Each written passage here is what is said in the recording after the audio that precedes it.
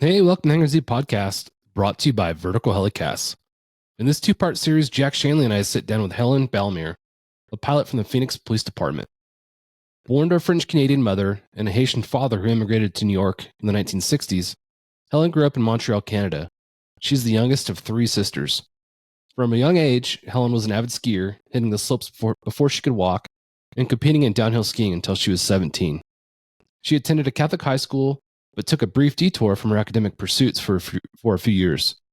Despite this, her passion for sports led her to earn a scholarship for soccer and track, eventually pursuing a degree in criminal justice at a university in Missouri. After graduating, Helen returned to Montreal for a summer before traveling to Arizona to visit her sister. Although she originally planned to continue to Hawaii, she fell in love with Phoenix and decided to stay, eventually applying for the Phoenix Police Department. Helen's career with the Phoenix Police Department began in 2004, patrolling the busy Maryvale precinct. From 2008 to 2015, she served as a detective in the robbery, kidnapping, and extortion unit before joining the ATF Violent Crimes Task Force, where she worked undercover until 2018. She then returned to Maryvale Patrol until 2020, when she transitioned to the Air Support Unit. In 2021, Helen attended flight school, earning a commercial pilot certificate by March of 2022. Her extensive training includes 3 phases of TFO training, each lasting 3 months. In addition to her professional achievements, Helen's passionate about dogs, sports, and training. Working part-time for Canadian Defense, a company specializing in raising and training police and other working dogs. Thank you to our sponsors, Astronautics Corporation of America, Summit Aviation, and Precision Aviation Group. Welcome to the Hanger Z Podcast, brought to you by Vertical Helicasts. The Hanger Z Podcast is the first and only podcast dedicated to promoting and exploring the personnel and equipment behind the missions in public safety aviation. Join your host, John Gray, Jeff Ratkovich, and Jack Schonely. Still southbound, skidding to a stop. Stand by here. Looks like you're getting ready to bail. Heads up, guys, bailing. Okay, the guy, he's running through the house, jumping the fence, through the shotgun, through something out. Grabbing the shotgun. Don't go over that fence. Don't go over that fence. Grab the shotgun again. He is armed. Stay there. Hold your position. 4 on the stop. You're in custody. Good advising code 4 on the stop. That was one of the things that jumped out in the recruitment video. You know, they mentioned that you mentioned that you were scared of heights, and that this wasn't on your radar at all, because I'm scared of heights. No. And it was like, well, now you're a pilot. You're a TFO and a pilot. You know, it's that would seem very odd to some people, but I know multiple people like you that are scared of heights that are pilots.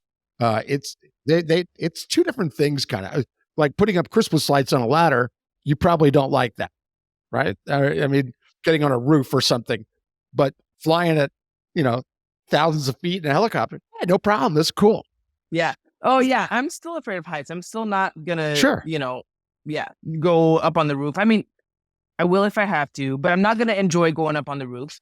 But yeah, somehow flying the helicopter, completely different. And I didn't even like commercial flying. Like, to go see my sisters in Europe, I was like, give me some melatonin and maybe a couple beers. And I did not enjoy commercial flying at all.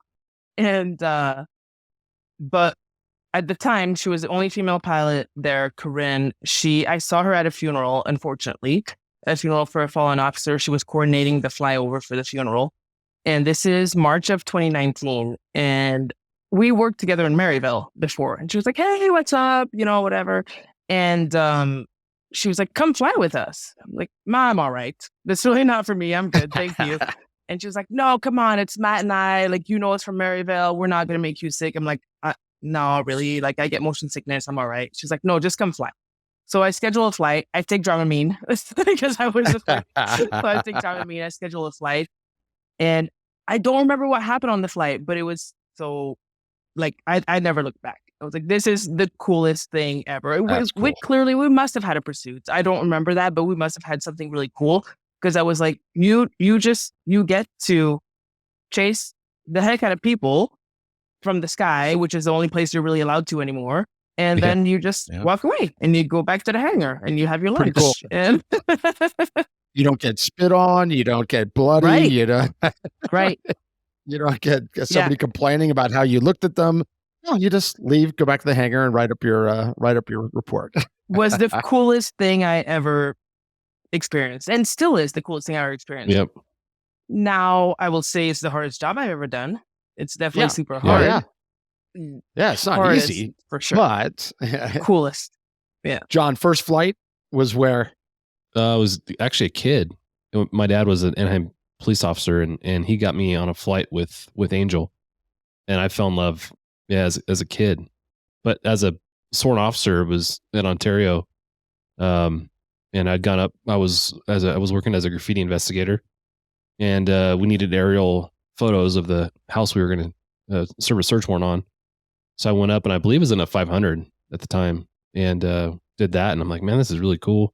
But I don't have any business being here. I have no experience in aviation, so I put it out of my, out of the realm of possibilities until later. So yeah, and then it becomes clear. The more you work with them on the ground and in the air, and you go, oh, that's interesting. Maybe I should look at that. And then you have friends, and like you did, Helen, a friend dragging you up there. They had that kicking and screaming almost. They had to drag you up there, and I'm sure you're thankful for that now in hindsight, because you were resistant. Yeah. Best career decision ever. But yes, she had to. Yeah. She worked me a little bit. Yeah, for sure. Yeah. You said something that I always loved about aviation. When you work patrol, and if you go on a critical incident, a shooting, a pursuit, or whatever, when the thing's done, everything's code 4. You're as a patrol officer stuck at that scene for hours processing whatever it is you just did. Versus aviation, they're done. You're out of there. You're on to the next thing, and you fly over that stop or whatever that incident was probably 10 times. In the course of the time that those officers are sitting down there processing it, and I'd always kind of chuckle, not in a mean way, but like, I remember doing that. Like, it just, it was liberating to not be stuck down there. You'd finish this really cool pursuit, and you can move on to the next pursuit, whatever the thing was. It was really cool. I remember leaving scenes and coming back the next day for my next shift, and some of those scenes were still up. You go, wow, I'm glad I'm not those guys. I mean, they were sitting there with flares all night, Yeah. And the thing is, we all were those guys at one point in time. That's right. And so all did our time. That's right. Yeah. Glad that's not me anymore. And you see all the mayhem. You're watching this pursuit. You're like, he just wrecked into this parked car. Okay, he keeps going, but you're now recounting all these places that this guy. Hey, don't forget to go there where he might have dropped a backpack. Don't forget to go there where he hit a car. Don't forget to go there. And you're recounting all this mayhem. Like, see you later. See you later. Yeah. Enjoy the paperwork. Yeah. And then we're ready for the next one. And I love pursuits. They're so fun. Do you recall a particular incident when you were in Maryvale as a patrol officer where you worked with your air support where maybe you were like, wow, it wowed you what they did? Was there anything in particular, or was it just a volume of they were always there for you? Yeah, no, just the volume. Like I can't even think of anything that would really stand out because there were just so many. Yeah. So, yeah. Yeah. Isn't that something? Mm-hmm. I mean, most police officers in the world, certainly in America, they can't relate to that. Mm-hmm. But we can. I mean, because all three of us came from departments. I mean, John was with 2 departments where the air support was just an integral part. It was just part of the deal. And we didn't realize, I mean, I didn't as a young officer realize how lucky I was. I look back on it now and realize, oh my gosh, I was the luckiest cop on the planet to have a helicopter over me, all the time. And so to that point, we're super, super lucky. We are really well staffed. And we're well utilized. Like, we don't have any flights where we're bored doing nothing. And if we do, we're training, right? But we don't have many flights where we're bored doing nothing. But we're staffed we're staffed 24 hours. There's always someone at the hangar. Every shift has scheduled flights. From 7 p.m. to 2:30 in the morning, there's a helicopter in the sky. So we're really, really lucky. And we're used. We're very, very well utilized. Yeah, it's definitely needed. But we are very lucky that we have that. We're gonna get more into your air unit, obviously, but I want to touch on this part of your career before aviation that's really fascinating to me. You went the detective route, and you ended up working a couple of really cool detective jobs. I mean, tell us about going the detective route, and tell us about the robbery, kidnapping, and the ATF violent crime task force, and even some UC work was in there. I'm curious. I want to hear more about that. So tell us about the detective period of your life. In Maryville, super busy, right? And at the time, so 2004 is when I came on. 2004, 2008, I was in Maryville, and it was super busy. A lot of drop houses, a lot of crimes related to migrants, and drop houses for human drop houses and for dope, and a lot of it was on the west side. So I would see those robbery guys. So it was robbery, extortion, kidnapping. So a lot of those drop houses have extortion related to them because they agreed to carry something or someone across the border for a certain price, and then they extort more money out of the family later on. So robbery, kidnapping, extortion. I would see those guys. So the detective, I would see them all the time while I was working in patrol. And they basically, we started to talk more, and they were like, well, you'd be a good detective, or are you thinking about this? At the time, I was testing for K9 as well. I tested really low on the K9 list. I think number 9 or 10 out of 10 on the K9 list. And I was like, well, what the heck? I'll test for detectives for robbery. And I was number 1 or 2 on the robbery list. And it was so much fun at the time. It was the height of the kidnapping days in Phoenix, which is, it does not sound nice to say, but it was really fun. And we had a lot of kidnappings for extortion, money drops. So it wasn't like a sit at your desk and type detective. Mm-hmm. There's also some of that, of course, but it wasn't a sit at your desk and type. It was very active detective detail. So I tested, got there in 2008. In about 2014 or 15, we were working a lot of things with ATF. And ATF was like, well, we have a task force. It would be great if we could have one of you guys on board. So I was recruited to go to the ATF Violent Crimes Task Force. That was super fun. It was actually quite an adaptation period, though, because, oh my goodness, do the feds work cases really slowly. Really, really slowly. It's just so different. We work a case, submit it, done. They work a case for a year, right? So it was a lot different, learned a lot, super cool. During that time, we were doing, Violent Crimes Task Force were guns and drugs. And I got to do some undercover. We were working with the state task force as well. I got to do some undercover firearms purchases, drug purchases. I took some of those classes, right? But I didn't have really any other experience. But I had the classes, the certifications. It was really, really cool. It was kind of interesting. Yeah. So let me stop you there, because the vast majority of law enforcement, from the time they go to the academy until they retire, never once work undercover. It's very unique. And not everybody likes it. Some people hate it. Some people love it. What did you think? How did you like doing that? Was that I loved something it. You really loved? Yeah, I loved it. You get to be whoever you want to be. And it's that's kind of cool. And I would just say whatever. The actress part of you came out, huh? Yes. In that case, it worked out. Yes, the actress it didn't translate over to the filming of your recruitment video, though. No. What's up with that? I can do whatever, maybe like on the spot when nobody's watching, but as soon as you're watching, I just don't know what to do with my hands. Tell us. You said firearms. Were you purchasing firearms? Was that a typical UC thing that you did? So I think I only purchased 1 or 2 firearms.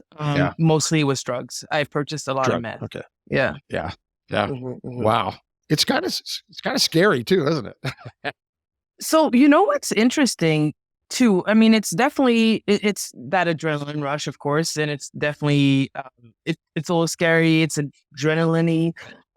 But the other thing, because the feds work cases so long, like I did 4 or 5 buys from this one dude, and you almost you didn't have a relationship with that person, but you're almost like, I understand. Oh, no way. This dude finally got arrested. Like, I hung out with him, or I bought from him for like four or five different times. It's just weird because they're part of your alter ego. Yeah. So it's weird. The alter ego part is what I always find funny for the guys that I knew that went to narcotics and went UC. The first thing they did was grow a beard. And that was like, oh yeah. Well, if you got a beard, you're UC. Like, it's just, so anytime I see somebody with a beard now, I'm like, oh, that's probably UC. But Yeah. But you enjoyed the UC part of it. That's pretty cool. Yeah, it is not for everyone. I did some at Hollywood Vice, where I was picking up the young ladies on the corner and the young men on the corner as well, and doing all that. I always thought that they saw through me. I mean, I was paranoid that they all saw through me. They know I'm a cop, but yet, I'd have success. It's like, well, I guess I don't, but I always had that in the back of my head that I wasn't quite undercover enough. And then I had some experience with narcotics back in Pennsylvania where I was undercover and did some stuff. And I related to what you said. I had one particular confidential informant that we caught with a bunch of dope, and he rolled, and he put all his friends in jail then. He took me to go buy from all his friends, and that was quite the experience. But I became buddies with him. I mean, work buddies. We're at work. I liked him. I mean, he was a nice guy. He just happened to be a dope dealer. I mean, I met his wife. I won't name him, but I mean, his name. This has been a long time. This is like 88, 89. And I know his name still. I mean, because I spent a lot of time with him. I mean, we went to the same bars every Friday, Saturday night and bought dope from his friends. And when we finally did the roundup, I remember the stunned looks on these faces when they figured out it was him. It was the last person on earth that they suspected of being the informant was this guy. Yeah. And they were stunned. I mean, so I didn't have to be good at my job. I really didn't, because they trusted him so much. I was just kind of average. I just stood there and went, yeah, here's the money. Yeah. It was really easy because they trusted him 100%. Yeah. I would say the relationship with informants is harder than undercover, period, right? We've had a few informants. Yeah, that's a little hard, right? Because you meet their family, like you said, and you get to know them as a person. And obviously, most of them, all the ones I've had were criminals. And I haven't had that many, but they were not just, because there's some that are only lucrative, but all the ones I've had were criminal informants. But still, that's a weird relationship for sure. It is. And there were other informants where I despised them, and I just hated every minute that I had to be with them because they were dirtbags. You protect and defend. So do we. Astronautics' proven cybersecurity, connectivity, and upgrade solutions support helicopter OEMs and operators worldwide. When the mission matters, you need to trust that your avionics systems are secure, connected, and reliable because lives depend on it. Continue to protect and defend. So will we. Contact Astronautics at www.astronautics.com. I learned a lot in robbery. I learned a lot. I had a great mentor, and he taught me about the informants and all that. I learned a lot in robbery. And like I said, it was at the time, it was the height of the kidnapping days. We had so many kidnappings at the time, kidnappings for extortion, and it died down.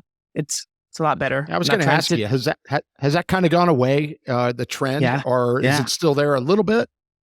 I imagine it is. Obviously, I'm not in that area anymore, but it's died down, 90%. I mean, it has died down so much. This is not a statistics. I don't know this for sure, but it's died down so much. Yeah. That's interesting. During your time in robbery, were you guys doing a lot of surveillance, ground surveillance? So you understood that kind of aspect of ground operations? At the beginning, yes. So I went to robbery at the right time. In 2008 to 2010 was still very much hands-on unit. So yeah, we did surveillances, we did money drops, we did a lot of footwork. So that was really, again, I learned so much. After that, it was a lot more desk work. So that got a little bit more boring, and I moved on. That's the other thing that we've noticed. Folks that are in surveillance have operational experience conducting surveillance from a ground perspective. That translates really well into being a good TFO and being able to not only call surveillances in our sport, but also pursuits, because it's a kind of a different kind of surveillance, kind of the same thing. Mm-hmm. Yeah. But neat that you had that experience on the ground that you could use then to help you when you go to aviation. Yeah, definitely. I think I don't think I was ever TFO extraordinaire by any means, but all of my experiences working high volume precinct like Maryville in robbery, understanding investigations as well, understanding what people might need, and then surveillances, and obviously the kind of just different UC aspect and all of it contributed to me being there. Because like I said, I was not like, you're a born TFO. There's nothing that was amazing about me, but all of it contributed to my success there. Yeah. I tell people all the time, I've told them for years, that the TFO position is very unique in that you take everything that you've done on duty and off duty, and then certainly the on duty tactics, surveillance, knowledge, investigations, but it all comes together at some point. I mean, to the point where you know where something is because you eat dinner right around the corner there. It's your favorite restaurant or whatever. It's amazing how often you get a call and you go, wow, I found that really easily. Why? Oh, because I go to that restaurant right there, or I've been there in patrol. I've been to that house in patrol, or I've searched that warehouse in Canine or whatever. And I can't think of another job in law enforcement where all that can come together and benefit you.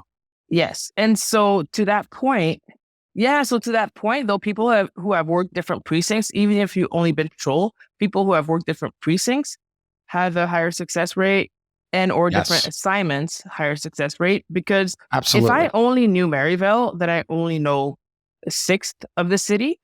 And but having worked detectives undercover, having worked different parts of the city where I have to go a little bit everywhere, now I did get to be familiar with other areas. Yeah, that's very true.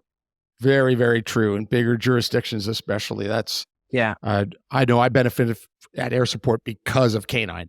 I tell people all the time that 5 years of Canine was such a huge thing in so many ways, but one of the biggest was city familiarity.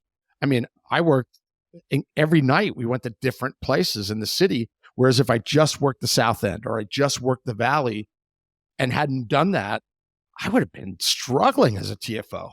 I mean, downright struggling to know, well, where's that street? You know, I knew all the majors by the time I was done with Canine.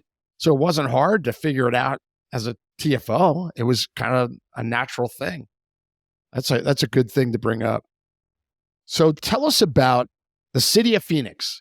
You know, how big is it population? And then tell us about the Phoenix Police Department, you know, officers and the opportunities, kind of an overview of Phoenix and Phoenix PD. So Phoenix is quite large.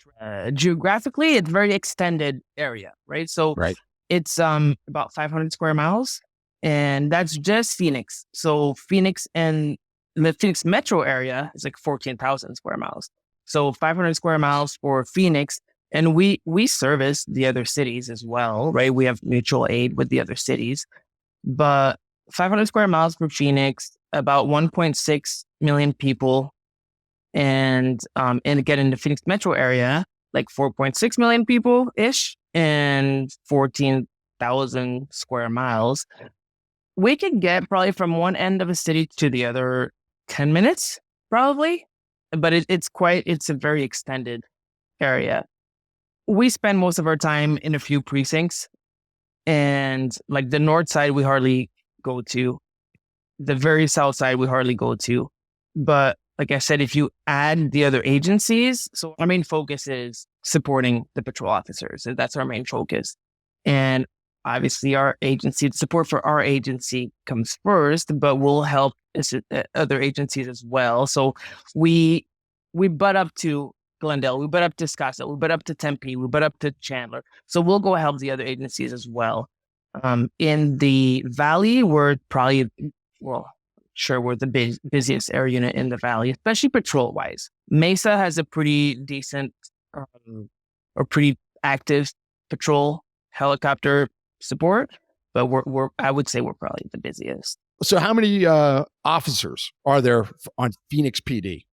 I know it's not a trick question either, because everybody's dealing with the same thing. Yeah, of course. Nobody's up to their numbers, but your numbers are about to be astounding. We're meant to be 2,500.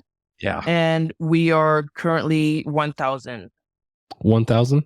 Yeah, wow. 1,048. Look at John's reaction. See Wow. John's reaction just now? That was my reaction, John, about a week ago when Helen and I were chatting on the phone. I went, "What did you just say? I mean, less than half?" She goes, "Oh yeah, I'm like, "Oh my God, how do you?" So I'll ask you out in the open on the podcast. How do you guys get that done with only 1,000? Tell us about that. So let me back up 1 second. We're meant to be 2,500 total sworn, but officer level 2,000 total sworn as officer, not counting the sergeants and all that. So 2,080 officers, and we are currently 1,048 officers. But then that doesn't count the military leave. That doesn't count light duty. Doesn't count the officers that are on shooting protocol off the streets. And so we have in March. That was in March, so that might have been the February numbers. There was 948 working patrol. So, wow. Yeah. So less than 50%. That's amazing. And so, I don't know if you recall what you told me, but I'll ask you, how is that possible that you're getting the job done? And I remember what you told me, but go ahead. The guys on the street, guys and gals on the street are amazing.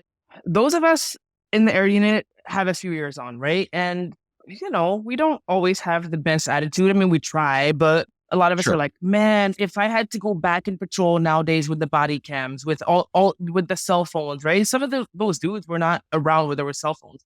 And so they're like, man, if I had to go back in this climate, in this environment, I don't know that I would be that proactive. Yeah. The guys on the streets are amazing. They've got such good attitudes. They're proactive.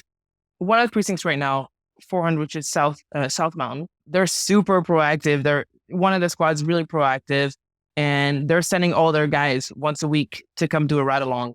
And they've been riding with us, with me and my partner, for the last few weeks, and it's really cool. And I tell them all the time, hey, give us your feedback as well. What can we do to make your life easier? Because we're here for you. So what can we do to make your life easier? And also, here's why we do A, B, C, D, but what can we do to make your life easier? Because they're so proactive and they're just so, I'm really pleasantly surprised. The morale is, I'm sure it's not like that every day. If you sit in a briefing, I'm sure it's not like that every day, but the morale is surprisingly so good. Like the guys, they're working their butts off. They're just, and they're still proactive. That's good to hear. It is. On one of the squads, my old squad mate is now the sergeant. I was like, man, your squad is killing it. He's like, yeah, we're doing a stolen vehicle project and we're trying to get one a day. And they're proactive. They're really, really good. I'll tell you what, when we hung up that night, that's all I could think about when you told me those numbers. And I went, I'm glad I asked Helen to confirm that, because I didn't believe it. And just John's expression when you said it, you have to look John in the video. You went, what did you say? That's incredible. And it's sad in many ways that it's come to that. But the fact that those 1,000 are out there doing the job and being proactive, that's what's saving Phoenix right now. And I don't know, obviously, I don't know a lot about Phoenix, but I know a lot about police work. And what I do know is what you're saying, what you're describing, and their attitude and their hard work and their proactivity, that's what's keeping Phoenix above water. Because when you're at half strength, I mean, that's unbelievable. I just read a report today where Baltimore has 3 units on duty in this one area that used to have, 12 or 13 units. And now there's 3. And they're dropping calls like you wouldn't believe. I mean, child abuse in progress calls are getting dropped. That city is about to go down from where it already is because of that. Whereas what you're describing is a whole different thing. I mean, you're way down undermanned, but because you have quality officers that are allowed to do the job, encouraged to do the job, you're able to stay afloat and keep Phoenix where it is. That's fantastic. Yeah, and there's I don't believe we've dropped our standards as far as like responding to calls and all that. And again, on top of it, they're proactive. You hear of all these defund the police and all that stuff, and a lot of cities, the police is not going to be proactive anymore. I'm surprised every week. Every week, I'm surprised that they're so proactive, and it's so cool. It's very, very cool to see. Especially for in your position. I mean, it keeps you busy. Yeah, I love it. I love every minute of it, for sure. So let's switch focus more on where you're at. Phoenix PD Air Support. Tell us about the aviation unit, how big it is, airframes, mission equipment, personnel, all that stuff. Give us an overview of where you're at now.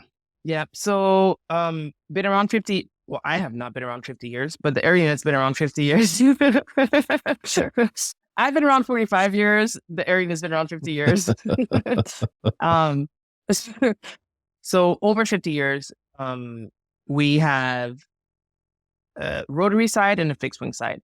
So we have 2 helicopter squads, 1 fixed wing squad, 5 patrol helicopters, 1 twin engine rescue helicopter. On the airplane side, they have PC-12 Pilatus. They do a lot of just surveillance and detective transports. They stay pretty busy as well. But on the helicopter side, yeah, we have 2 squads. Each squad has about, I'll say, well, we're about 8 per squad, and 7. Each squad has 7 pilots currently. So we don't have permanent TFO positions at Phoenix. Every TFO is going to become a pilot one day. So all the pilots that are currently pilots, they were all TFOs? Yes. Before they became pilots, correct? Yes. And then so on your squad, are there people that are specifically TFOs or are only temporary? How's that work? I mean, are there times when there's 2 pilots and you just take turns doing the jobs, or do you ever TFO now as a pilot?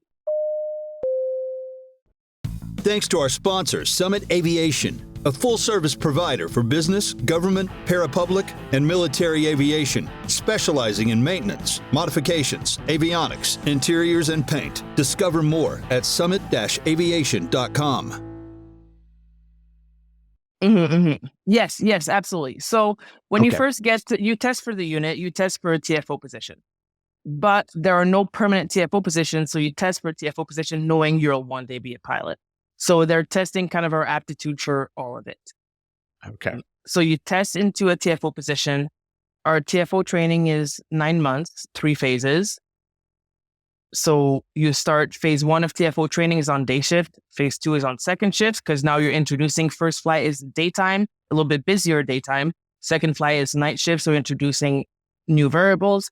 And then the third phase is third shift. So just all night shift, which has just different challenges, right? Like, and you're incorporating a lot more with the technology that we use, which we'll get into. So you're incorporating a lot more of the FLIR work, the MAP, and NVGs as well at that point. So 9 months of TFO training, then you skip it around. Whoever is training you is flying every single day because you're a TFO. So that person's flying every single day. Moving past your TFO training, you normally have 1 or 2 rotations. So we rotate our schedule potentially every 3 months. So you have 1 or 2 rotations that you are just a TFO only, and you're not in training anymore.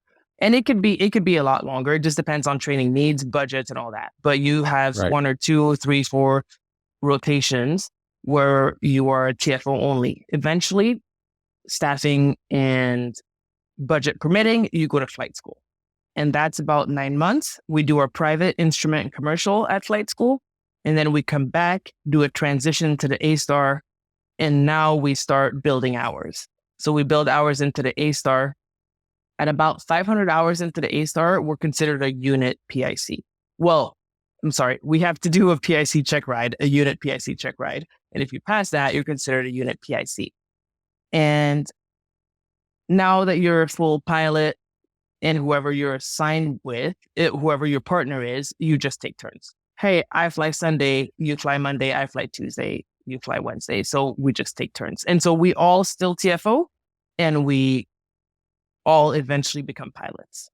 That's kind of cool that you get to hop into that left seat and still do that job and kind of keep your skills up and work that, because it's perishable, isn't it?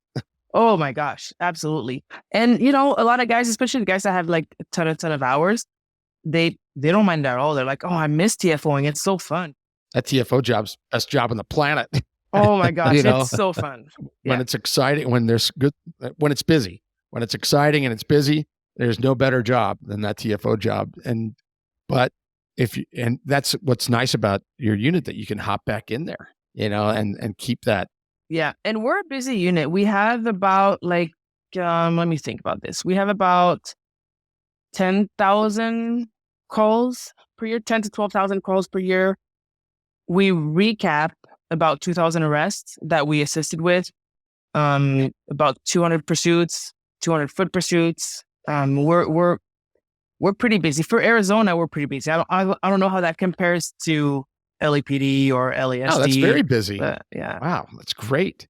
Yeah, it's neat to be in part of a unit that can stay that busy, and get that much experience. Yeah, we have those weeks, of course, where we're like, man, nothing happened this week. It hasn't happened for a few weeks, but Tuesday, what day's today? Like Tuesday, I had 2 pursuits, and they didn't even happen until I think like half an hour left into my flights, but just back to back 2 pursuits. And we definitely stay busy. We'll do, our primary mission is helping the patrol guys. We do SWAT missions as well. We'll, assist for overhead on search warrants. We do train airborne interdictions. And we'll do prisoner escorts every once in a while and all that stuff. I've never done that personally yet. Well, and then we do rescues, which I don't do yet either, but we do a lot of mountain rescues. I think we average about 110 mountain rescues a year. And that's what what kind of aircraft is the rescue? Yeah, so we have Leonardo 109, and that's our twin hoist helicopter. I think we maybe have 8 twin pilots, and currently. And we also do 2 skid rescues though with the A-Stars. And we have 16 pilots currently, overall helicopter pilots. 12 of them at least are rescue.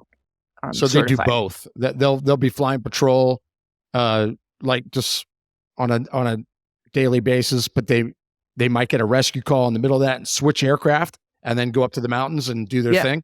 Yeah. Oh, so cool. They'll assess, right? We work very closely with the Phoenix Fire Department, but they'll assess. We have a mutual aid agreement with them, and we train very, very closely with them. But they'll assess, hey, can we do this? We're already up and flying in the A-Star. Can we do that? Make this a 2 skid? Most of our hiking mountains have landing zones. Can we make this a 2 skid, land at the 3/4 LZ, and you guys, hike the patient down to us or up to us? Or does it need to be a hoist? And if it does, then they'll switch out and come do the hoist with the 109. Do any of the 125s have hoists on them? No. So it's just the Leonardo. Yeah. Okay. We'll Bambi bucket, which totally different, but we'll Bambi bucket with the 125s. Yeah. We train for that as well. Really only in the Valley Metro area where it's going to affect structures. We're close to affecting structures. We've done a couple, of my lifetime there, a couple, I'm sure a lot more before my time, but a couple Bambi bucket operations. But other than that, like no long line operations or anything with the 125s. As far as the back of the aircraft, how do you keep that configured for the event of having a rescue? The 125s, currently we have 2 jump seats. And then in the middle, we have a, forget what it's called, but basically a thing for them to harness, for the fire guys to harness, or fire guys or the SWAT guys to harness in, so they don't have to hassle with the seatbelt. So the jump seats, they fold up. And so you could fit the, what do you call it? The Stokes basket? Yeah, thank you. Like the person carrier, Stokes. you could fit, A that. backboard, whatever. You could fit all that just by flipping them up. Yeah, those seats are nice. Before, my agency was using the standard, I guess they're the standard install seats through Airbus, and they had these, you remember those little quarter turn deals? You had to undo all those, and to get the seats out took, 5-10 minutes sometimes if you want to configure it a certain way.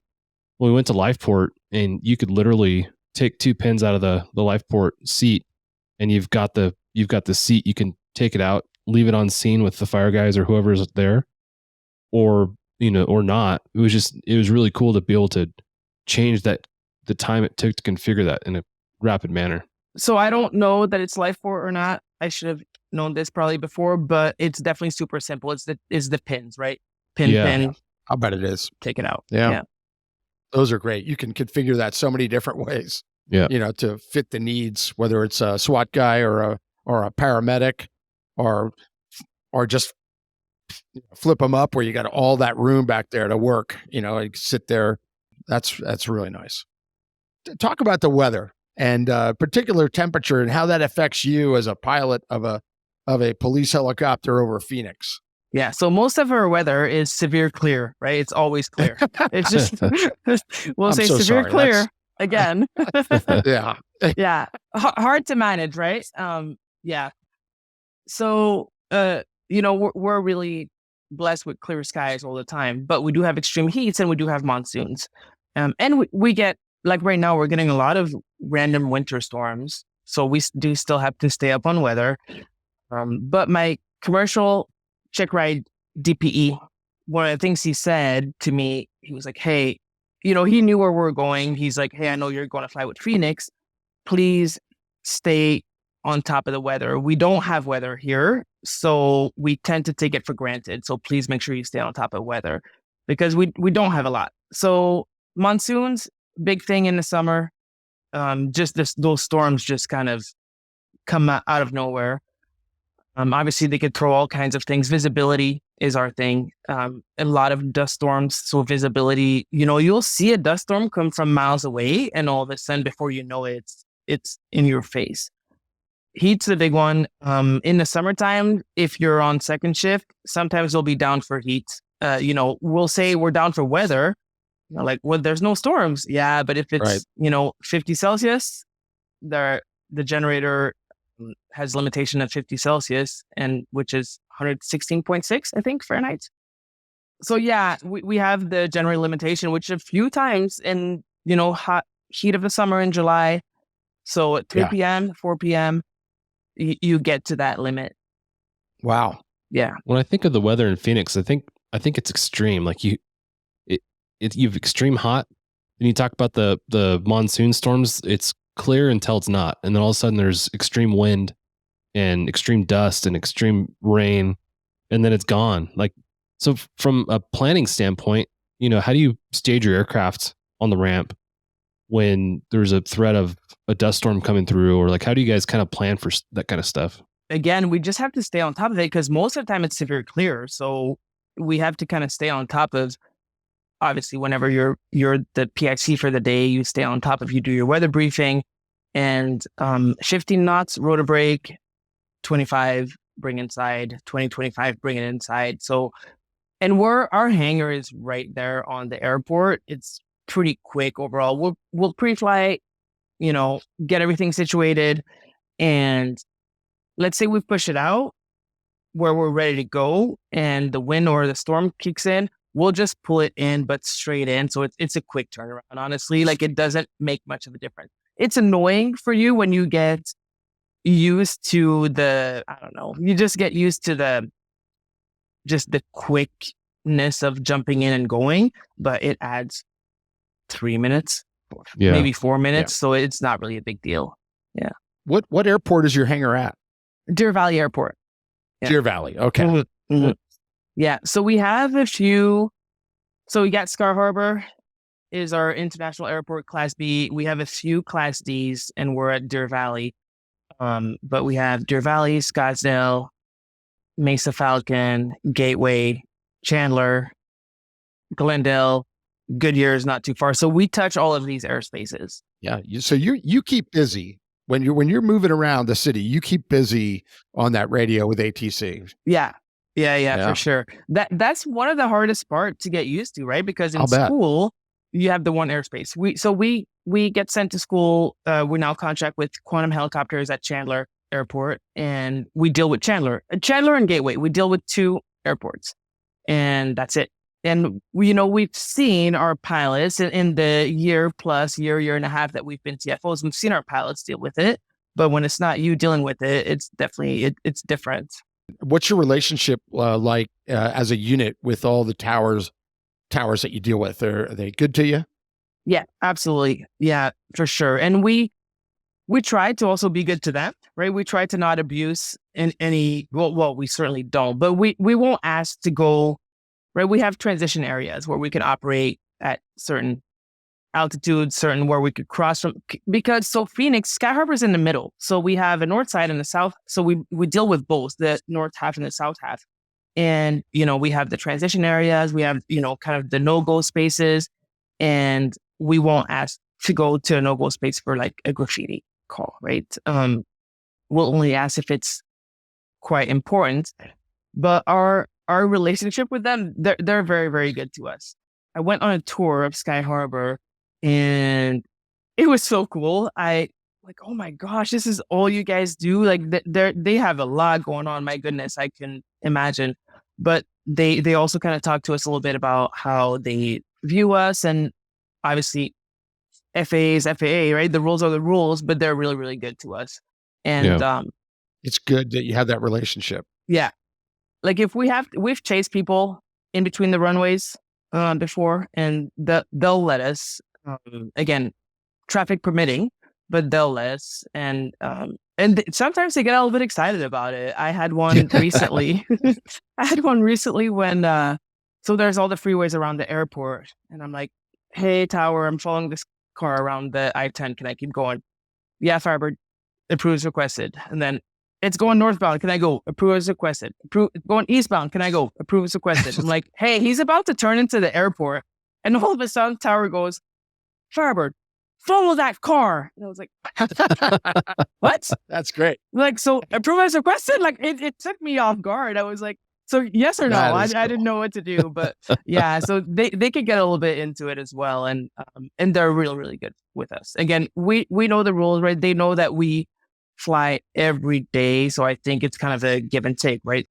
Sky Harbor, that's a busy place. I get around a little bit, and of all the airports, I think Sky Harbor seems to have had the most increase in volume of all the airports. I mean, in the past 15 years, it's changed dramatically.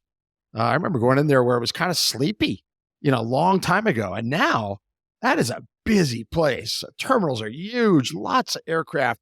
So that's good that you have that relationship with them. That really pays dividends. They're really, really, really good to us. And yeah, but you're right. I don't know about in the past, right? I've only been flying PD for 2 years, but they're definitely busy. When you get switched to South Tower, and a lot of times South Tower they have the 2 runways, they work ground as well. Like, I can't talk. When do I get to talk? You have to just time it really, really well. So they have a north, and it's the same tower, but north and south frequency at Sky Harbor? Okay. Yeah. Wow. Yeah. And then they have a north, a south, and ground, but a lot of times, like they'll be working ground as well. Right. You touched on it, that you go outside to an outside vendor for your pilot training. There's certainly pros and cons to everything, but we talked about it briefly a couple of weeks ago, and there's a lot of pros to that. Tell us how that works, and and what you thought about that in hindsight as you transitioned back to your air unit, out of training and then get into the mix. Thank you to our sponsor, Precision Aviation Group. Mission-critical operators and fleet managers rely on Precision Aviation Group as a worldwide leading rotor and fixed-wing MRO provider. PAG provides tip-to-tail solutions in 4 MRO segments: avionics, components, engines, and manufacturing DER services. A single point of contact gives you access to over 150 million in inventory globally, 24/7. Just call 800-537-2778. Precision Aviation Group. Others sell parts. We sell support. I guess they started sending us outside for training in about 2013. Before that, they were doing it in-house. And so 2013, they contracted with Quantum Helicopters out of Chandler. And we do our private, instrument, commercial. And so with that program, they added instrument. Before that, they were not doing instrument also. I think why it started, cost effective, right? Less hours on our aircrafts, less training versus working or trying to kind of do both and multitask. Also just having an outside evaluation. I think that was one of the main ones. They wanted kind of someone else outside to do the training and the evaluating. A big pro, I obviously only know one way. I only know being sent to Quantum. Big pro, really, really structured, really good consistency, really structured. And for us, that's your job for 9 months or however long it takes you. That's your job. And so you go to school, you do ground, you study, and that's your job. So no distractions. I know back in the day, some of the older guys were saying, they were doing their flight training and then 1 week, they're short something. So we're like, this week you're just TFOing and you're not flight training. So the consistency is huge. I think that's a huge pro. You kind of that's your only job. You get in, you get out, you get it done. I would say the only con, the few cons, which I don't know that I don't know how they measure compared to the pros, but it's a different platform. You're learning on a different platform. But that could turn into pro because in the R22, you also, you're still limited in fuel. You have different issues like maneuverability issues, right? Mass bumping. And so you get to be a little bit more aware of flight planning because of fuel. Right now in the A-Stars, we have more fuel than we'll ever really need, right? But learning in the R22s, you become aware of the flight planning, again, the maneuverability. The con, though, learning a different platform, the rule of primacy, you're to this day. So I think I'm good at autos now, right? But to this day, if you tell me, so if I do an auto, fine, good. But if you tell me auto, I'm like downright aft, roll off raise, right? That's the R22 thing, but that's the rule of primacy. If you tell me downright aft, roll off raise. So there's definitely a little bit to overcome from learning on a different platform. But everybody overcomes that through experience and time, right? I mean, it doesn't take that long till you go, it's just another platform. It's a helicopter. Yes, there are differences and you learn them and you deal with them and you don't think about it. 100%. Yeah. And once it becomes organic, like I was saying earlier, I don't even know which pedal I'm pushing, whichever one needs to be pushed, right? Was that right? Sure. I guess that was the right pedal or left pedal, right? You're adding whatever you need to add. And it becomes more organic than rehearsed. So yeah, I mean, and I think there's a study, they say you need 1,000 reps before you become proficient at something. So you get 1,000 reps in the A-Star and you're good to go, right? You're back on track. I would say going to flight school was really, really cool. It was a great experience. And it's definitely, I would have struggled trying to do both, I think, tried to TFO and, okay, we just landed from our flight, go study.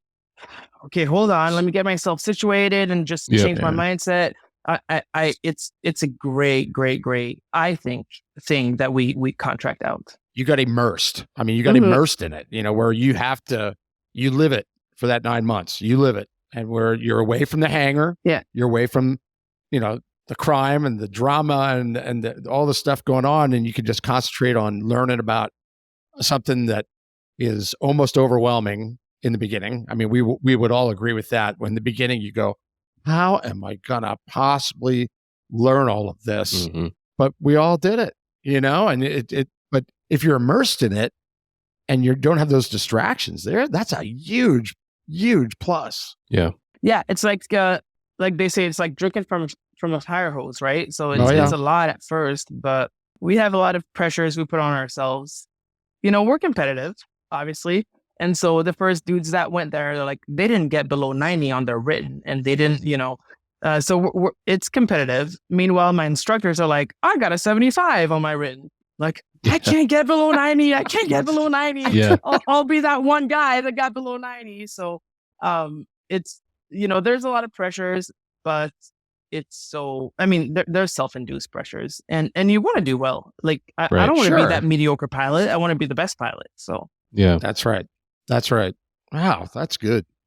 I'm just looking at time here, and we have to get this in because it's kind of one of something that you're very interested in and active in, away from the police work and away from the job. But it's interesting, and that's canine training.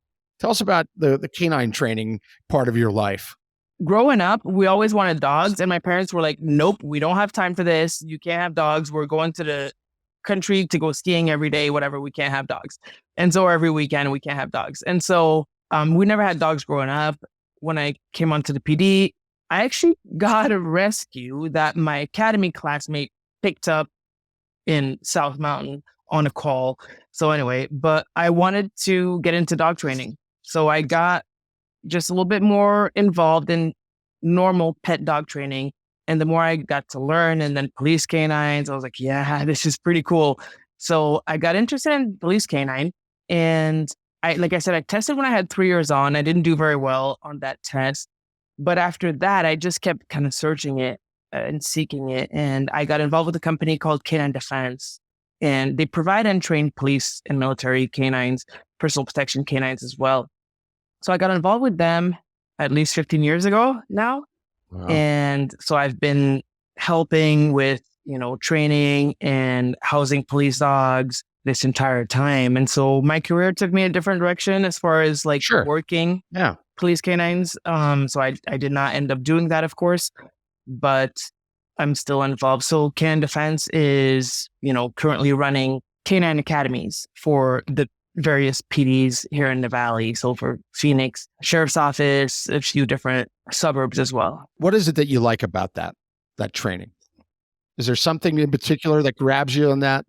Grabs you, well, other than the canines grabbing you. Yeah. Is there something in particular that really draws you to keep doing it? I mean, you've been doing it a long time. It's not easy. It is not easy training dogs. It's physically demanding. It's mentally demanding.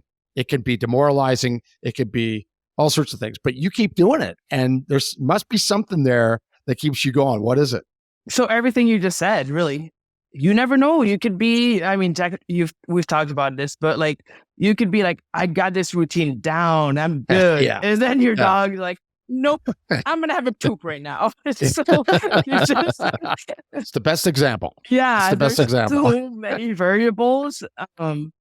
And just the fact that you're working with another living being, and you have to adapt. In every dog, right? You work the dog in front of you, right? Every dog is going to be different. You think you got this down, and all of a sudden you get a different dog. Like, man, I don't got this down. So it's very challenging. Yeah. Come on, they're dogs and they bite. That's super fun. Yeah, it is. Nothing wrong with that. Yeah, that's my favorite thing to see from the helicopter. By the way, my favorite thing to see. Well, there's something we probably all have in common. Yeah. There's nothing better than a good canine search with a find at the end from the air. I mean, yeah, baby. Yeah. God bless America. Or a bad guy jumping into a backyard where there's an angry dog. Oh, that too. Yeah. It's a resident, and it gets a hold of the guy. Yeah. Some of those are wilder than the police canine stuff. Mm-hmm. Crazy. I have to make sure I get my foot off the pedal when there's a sand. Because I'm like, I'm like, oh, wait, let me get my foot off the pedal. So I'm not saying that on the radio. I get pretty excited. That's great. as we're wrapping up, because we could talk to you all day, Helen. I told you're much more interesting than you give yourself credit for, Helen.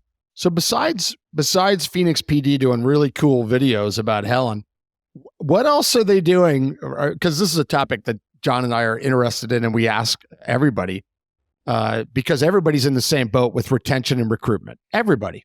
Now, Phoenix PD, the numbers are astounding, but what is Phoenix PD doing for retention and recruitment that's maybe different than other agencies? To be honest, I don't know that we're doing that much that's super different. I'm trying to up our social media, right? That's the way of the future. So trying to up the social media, doing a lot of cool videos with SWAT, canines, a little bit of everything, showing off a little bit of everything that we do. Community action officers, they're getting up there on the social media. We're at a lot of recruiting events, in partnership with Pat's Run and Grand Canyon University, one of the big Christian universities here. We work a lot with them as well. I think we're just trying to do what everybody else is trying to do, to be honest. Yeah. One of the big things that I would say, incidental, I'll have to give a shout out to my buddy. One of the big things that's helped us, one of our, just a resident, his handle is Dark Horse Lionheart. He's been on social media really, really heavy. So basically in the riots, he decided to go and document the riots. And so he went and took pictures and videos of what was happening during the riots and super pro police. And so he put it on his social media page and he started getting so many likes and he ended up building a business from it. But he tells me so we're really close and he'll tell me he gets so many emails saying, hey, thanks to you, I now moved from Michigan. I'm applying with Phoenix. I'm in the academy now with Phoenix. He's done so much for our recruitment. That's pretty cool. Yeah. He posts a lot of great stuff. He basically goes and documents the streets, documents what's happening. And he gets to show, because he's just himself, he gets to show stuff that maybe a professional PD page would not show. And nothing bad, but just, stuff that he's not the one that has to worry about it. So he's showing really the cool stuff. And the guys that, the guys and gals out there are like, man, that's cool. I want to go work in Phoenix. So he's done a lot for our recruitment.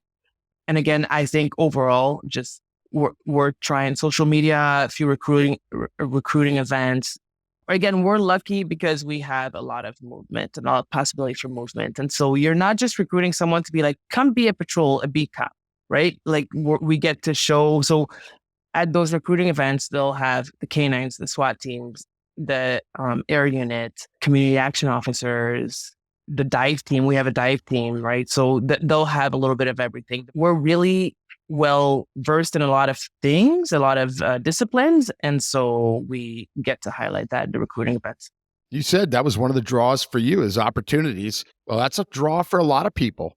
That's really your buddy. Maybe he needs to be hired by some of these other cities to do the same thing, because that's really neat that somebody that's not affiliated with the police department is having an effect on recruiting. Wow, that's pretty cool. Usually it's the opposite. He's actually been hired. LAPD SWAT hired him to come film them. Oh, no kidding. Yeah, so he's been hired by a few agencies. Yeah.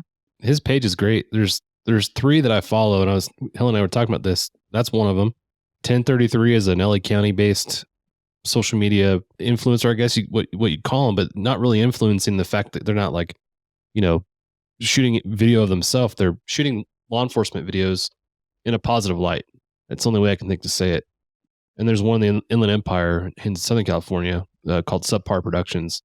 And all 3 of those are really doing a good job of showing the good work that law enforcement's doing, despite the culture and climate we find ourselves in. It's cool. Kudos to them. He'll have people send him stuff, send him patch and stuff from all over the country, all over the world.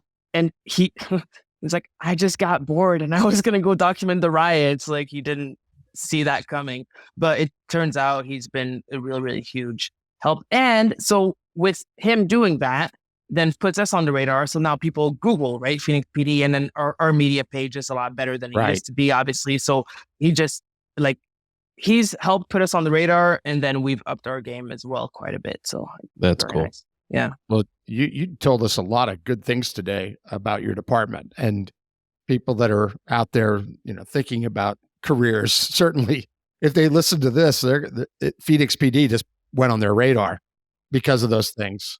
I hope so. It's an amazing department. It's so nice. Yeah. Like, I'm so happy that I finally hit 20 years because I'm off probation, but oh my gosh, I'm not leaving anytime soon. I'm not leaving. This is so nice. And our air unit is one of the biggest in the nation. We're so busy. We're very, very well supported. It's the best gig.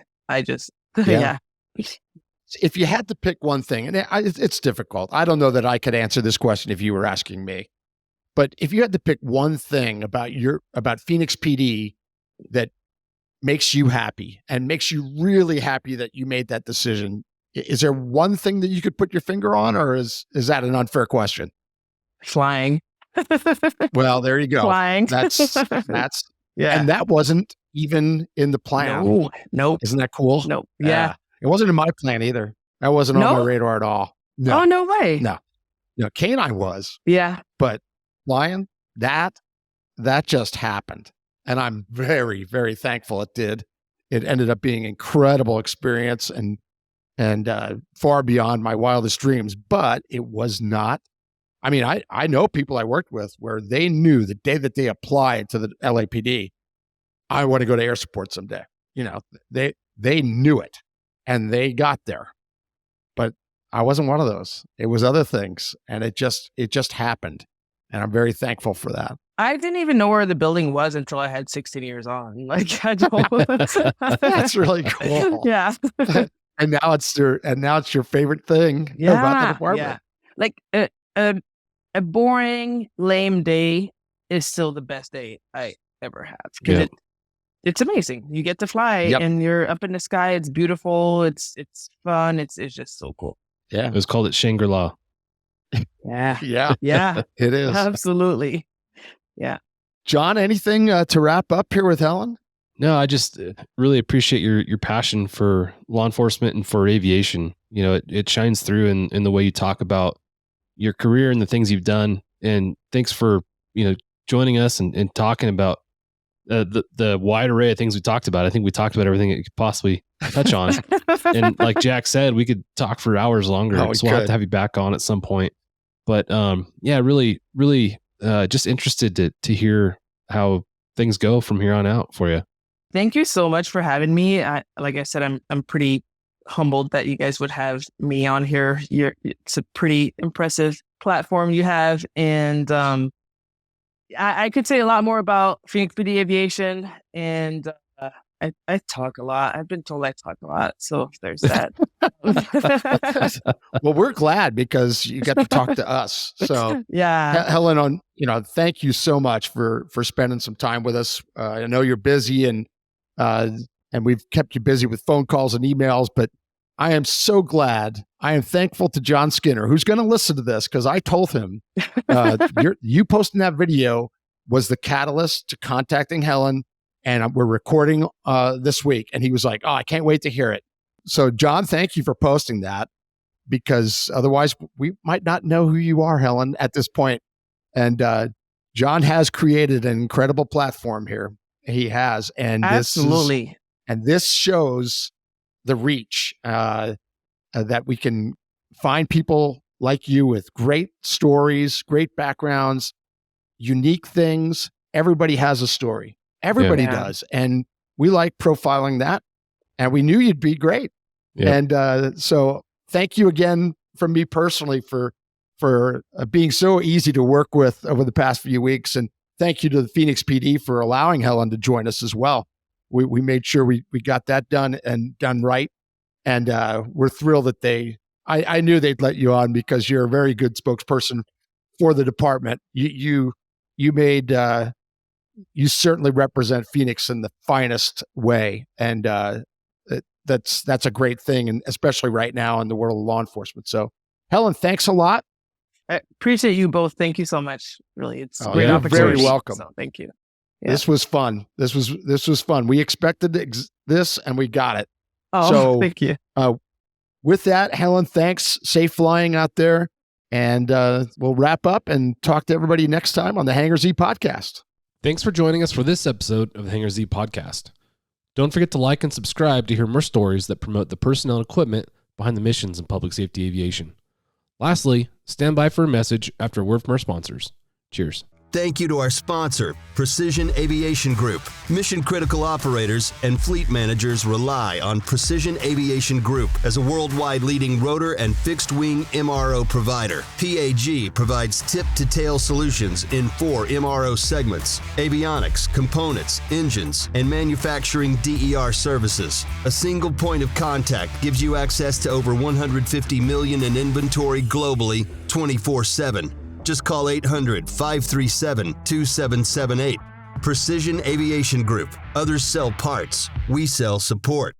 Thanks to our sponsor, Summit Aviation, a full-service provider for business, government, parapublic, and military aviation, specializing in maintenance, modifications, avionics, interiors, and paint. Discover more at summit-aviation.com.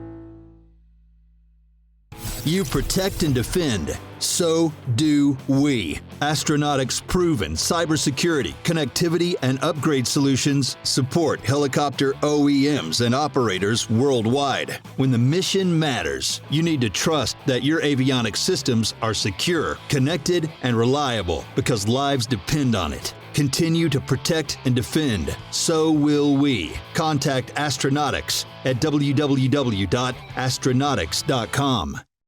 Thanks for supporting the sponsors who make these conversations possible. Don't forget to give our social media a follow on Instagram, Facebook, and LinkedIn. We use our social media page to promote upcoming episodes, to highlight the good work being done across the globe by public safety aviation programs, and sprinkle some humor in there, here, and there. Thanks for supporting the sponsors who make these conversations possible. AppsCon is just over a month away, so don't forget to register and grab a room as they go fast. We have an upcoming episode where we have the opportunity to sit down with AppsCon's Executive Director and CEO, Dan Swartzbach, and their training program manager, Dan Knight, to preview this year's conference in Houston, Texas, which is going to be July 29th through August 3rd. Catch you there. Cheers. Time to close up the hangar. Thanks for joining us on the Hangar Z podcast, brought to you by Vertical Helicasts.